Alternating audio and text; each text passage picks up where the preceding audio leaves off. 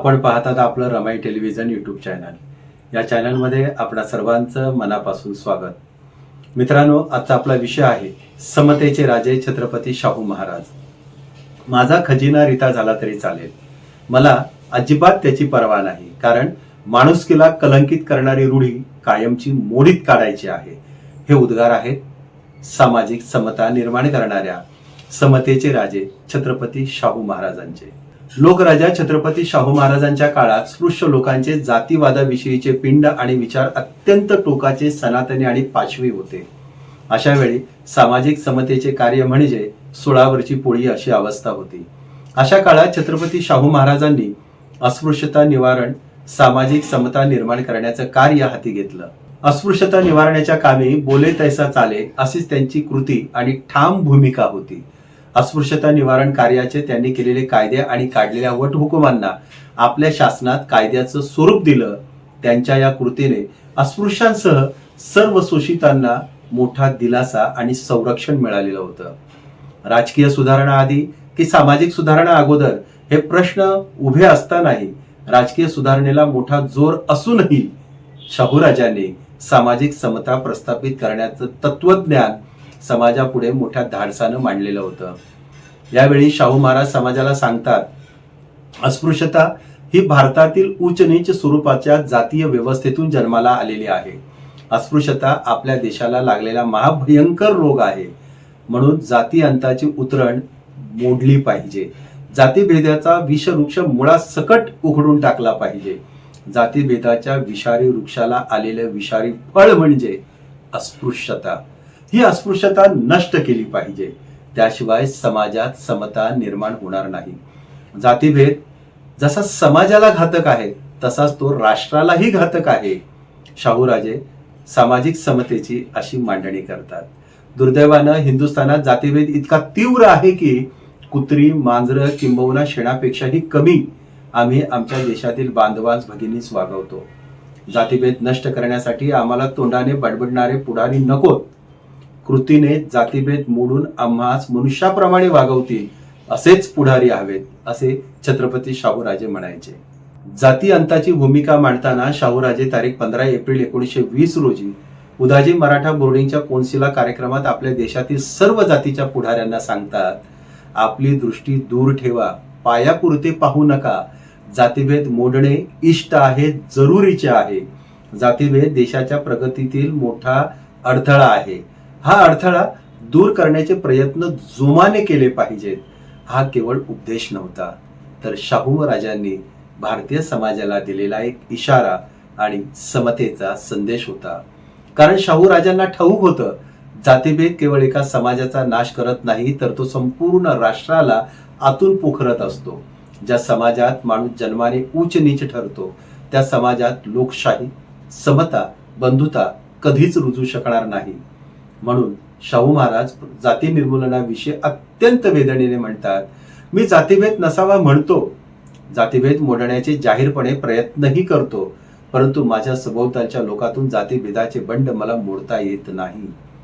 शाहू महाराजांची ही अर्थवेदना आपण समजून घेतली पाहिजे। जातीभेदाविरुद्ध भाषण करणं सोपं असतं, पण स्वतःच्या मनातील, घरातील आणि समाजातील जातीभेद मोडून काढणं कठीण आहे। आज जरी आपण समतेच्या घोषणा देत असू, चर्चा करत असू, तरी वेळेला म्हणजेच लग्न, समाजकारण, शिक्षण, समाज जीवन आणि मैत्रीतही जात डोकावताना दिसतेच। हेच भारतीय समाजाचे जाती निर्मूलनाचे खरे रूप आहे, खरं स्वरूप आहे। हीच भारतातील जातीवाद नष्ट करणाऱ्या चळवळींची खरी शोकांतिका आहे। नागपूर येथील अस्पृश्यांच्या सभेत शाहू महाराज म्हणतात, आपण येथे सर्व अस्पृश्य वर्गातील पुढारी जमलेले आहात। अस्पृश्यता हा शब्द कोणत्याही माणसाला लावणे निंद्य आहे।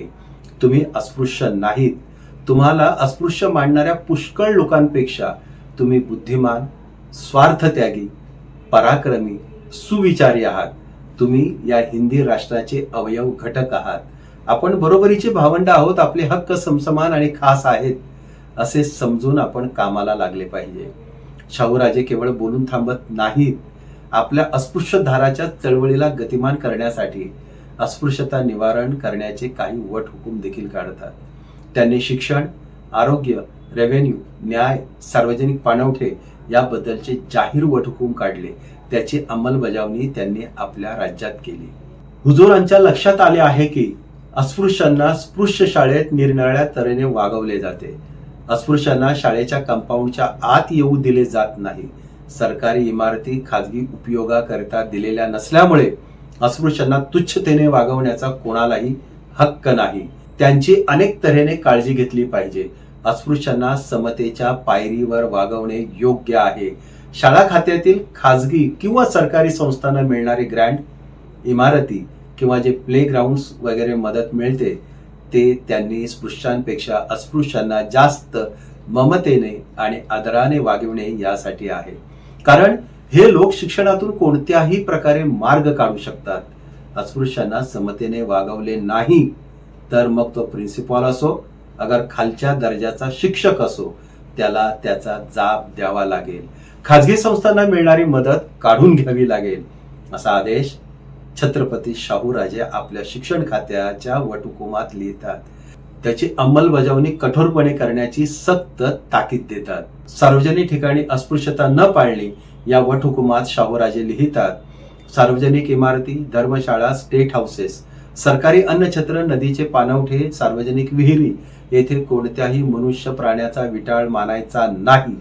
तसे झाल्यास गाव कामगार, तलाठी आणि पाटील यांना जोखीमदार धरले जाईल, असा आदेश समतेचे राजे छत्रपती शाहू महाराज आपल्या वटहुकुमात देतात. तर तारीख 19 जानेवारी 1919 रोजी आरोग्य खात्याचा वटहुकूम छत्रपती शाहू राजांनी काढला. या वटहुकुमात ते सांगतात, शाळा खात्याप्रमाणे मेडिकल खात्यातही अस्पृश्यतेच्या कारणावरून भेदाभेद करू नये. मेडिकल खात्यात नोकर असलेल्या आणि पुढे नोकर होणाऱ्या प्रत्येक इस्माला या वटहुकुमाची नकलप्रत देण्यात यावी. नेहमीच्या उपयोगासाठी दवाखान्यात एक प्रत टांगून ठेवण्यात यावी. रेव्हेन्यू व न्याय खात्यासंबंधी वटहुकुमात शाहूराजे सांगतात, आपल्या राज्यात कोणत्याही इस्माला जनावराप्रमाणे न वागविता मनुष्याप्रमाणे वागवावे. नोकरीत येणाऱ्या अस्पृश्यांशी माणसाप्रमाणे वागावे, अशी सक्त ताकीद दिली जात आहे. त्यानंतर जाती अंताच्या लढ्यातील पुढचं पाऊल म्हणून शाहू महाराजांनी अस्पृश्यांसाठी काढलेल्या सर्व शाळा बंद केल्या. त्या शाळांतील विद्यार्थ्यांना इतर शाळांतून प्रवेश देण्याबाबतच्या सूचना शिक्षण खात्यास करून सर्व जाती धर्माच्या मुलांना एकत्र बसविण्यात यावे, असे सक्त आदेश दिले. त्यास पूर्वीच्या मुंबई प्रांतातील मुंबई हरिजन सामाजिक अन्याय निवारण कायदा व मुंबई मंदिर प्रवेश कायदा असे अस्पृश्यता निवारणाचे कायदे केले. पुढे 1950 ला या कायद्याला डॉक्टर बाबासाहेब आंबेडकर यांनी राज्यघटनेत समाविष्ट करून कलम 17 नुसार या देशातील अस्पृश्यता कायद्याने नष्ट केली. त्यानंतर 1955 साली भारताच्या मध्यवर्ती सरकारने एक देशव्यापी अस्पृश्यता नष्ट करणारा कायदा पास करून व्यवहारातील पदोपदी दिसणारी अस्पृश्यता कायद्याने नष्ट केली. हा कायदा न पाळणाऱ्यास गुन्हेगार ठरवून कायद्यात दंड व शिक्षेचे प्रावधान केले. 1919-1920 सालात छत्रपती शाहू राजांनी अस्पृश्यता निवारणाचे जे कायदे आपल्या राज्यात केले होते तेच कायदे भारतातील मुंबई, मद्रास, बिहार, मध्य प्रदेश, पंजाब, ओरिसा, उत्तर प्रदेश, पश्चिम बंगाल आणि मध्य भारत प्रांतातील पहिल्या राष्ट्रीय सरकारने आपापल्या प्रांतात स्वातंत्र्योत्तर काळात केलेले होते. छत्रपती शाहू महाराजांनी अस्पृश्यता निवारणाचे केवळ कायदे केले नाहीत, तर त्याची अंमलबजावणी स्वतःच्या सरकारमध्ये देखील केली.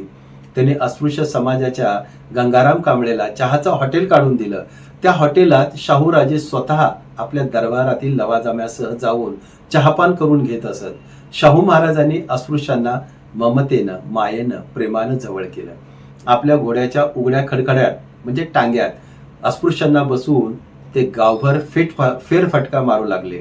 मिरवणुकीच्या हत्तीचा माहूत अस्पृश्य ठेवला, त्याला सोन्याच्या अंबारी पुढे बसविलं. अस्पृश्यांना मोटर ड्रायव्हिंगच्या कोर्सला पाठवून आपल्या महाराणी साहेबांच्या व चिरंजीव अक्कासाहेब युवराज यांच्या मोटारीवर ड्रायव्हर नेमले. राजवाड्याच्या पंक्तीत महार, मांग, चांभार यांना बसवू लागले. काहींना दरबारात सरदारकी अंगरका, तलवारी पट्टा, जरीचा पट्टा देऊन सरदार मानकऱ्यांच्या रांगेत नेऊन बसविले. काही अस्पृश्यांना पट्टेवाला, शिपाई, पोलीस, डगलेवाला आणि स्वतःचे अंगरक्षकही नेमले. थोडंफार शिक्षण घेतलेल्यांना कारकून, रजिस्ट्रारच्या जागी नेमले. इतकंच नव्हे तर अस्पृश्यांनी तयार केलेलं जेवण ते स्वतः सार्वजनिक ठिकाणी घेत होते. अशा प्रकारे महात्मा ज्योतिबा फुलेंचा अस्पृश्योद्धाराचा विचार छत्रपती शाहू महाराजांनी प्रत्यक्षात उतरविला होता. तर महात्मा फुले, छत्रपती शाहू महाराजांचा सामाजिक समतेचा लढा राष्ट्रनिर्माते डॉक्टर बाबासाहेब आंबेडकर यांनी संविधानात आणून भारताला सार्वभौम, धर्मनिरपेक्ष, प्रजासत्ताक राष्ट्र बनविले. अशा प्रकारे आपल्या राज्यसत्तेचा वापर करून सामाजिक समता प्रस्थापित करणाऱ्या समतेचे राजे छत्रपती शाहू महाराजांना रमाई टेलिव्हिजन यूट्यूब चॅनलच्या कडून विनम्र अभिवादन. थँक्स छत्रपती शाहू राजे. जय भीम, जय शाहू. मित्रांनो, हा व्हिडिओ तुम्हाला कसा वाटला ते आपल्या यूट्यूबच्या कमेंट बॉक्समध्ये नक्की सांगा.